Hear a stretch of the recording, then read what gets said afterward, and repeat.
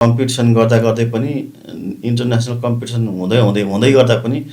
ती नै फेरि धेरै कार्यक्रममा जोड्न खोजेको मैले चाहिँ जस्तो नेपालको ह्यान्डिक्राफ्टहरू होइन ह्यान्डमेड चिजहरू पनि त्यहाँ चाहिँ के भन्छ एक्सपो त्यसलाई एउटा सोकेस बनाउने होइन त्यहाँ चाहिँ तपाईँको अन्य जति पनि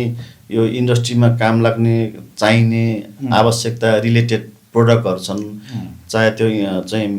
इक्विपमेन्टहरू होला चाहे त्यहाँ खाद्य कुराहरू होला सबैलाई त्यहाँ सोकेस बनाउने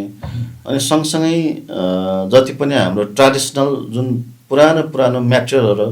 युज गर्थ्यौँ नि हामीले त्यसलाई म्याटेरियल भन्ने के भन्ने छ जस्तो ढिकी जाँतो यस्तो हुन्छ नि के भन्ने मिल्छ त्यसलाई इक्विपमेन्ट हाम्रो एन्टिकहरू होइन एन्टिक त्यो चिजहरूलाई पनि लाइभ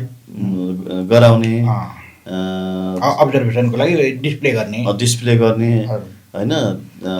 भनेपछि एउटा एक्जिबिसन पनि हुन्छ त एक्जिबिसन पनि सँगै नै हो त्यसले चाहिँ कल्चरललाई पनि अलिकति प्रेजेन्टेसन गरोस् भनेर हो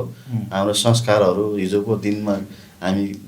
ढिकीमै कुटेर खाएर आएको मान्छे जाँतैमै पिसेर खाएर आएको मान्छे हो नि त त्यो चिज पनि होस् भनेर हो अब सँगसँगै अब यता कम्पिटिसन मात्रै हुँदैन त्यहाँ मास्टर क्लासहरू हुन्छन् हाम्रो अथेन्टिक नेपाली खानाहरूको चाहिँ लाइभ कुकिङ सँगसँगै तपाईँले जुन सेफ कम्पिटिसनमा चाहिँ यो सबै अर्गनाइज गर्ने भन्नुभयो हजुर